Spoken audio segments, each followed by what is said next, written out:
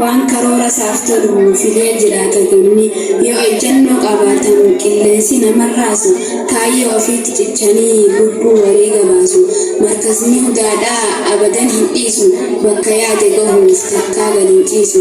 abbaan fedha dhufee iftuuwwan deebisu nam tokkollee taatu hangaa qur'aana dhaalchisu nam tokkollee taatu hangaa qur'aana dhaalchisu mul'ata hoombii faafiin suuta deema kaachaa nan ariifadha nan fiigaa yan dadhabees tirachaa fuuldurattiin deemaa rabbii hoobdachaa muqallibal quluub sabbit qalbii jechaa muqallibal quluub sabbit qalbii jechaa wayaa ustaaza keenya barsiisaa qur'aanaa barwaasin daganne yaa farra koof balloo wajjin dabarsine mala biraa dhabnee firraa wal qabanne nuufi atiis walumaan nafatti ilaalamne walumaan tirachaa hunuu arra'eyne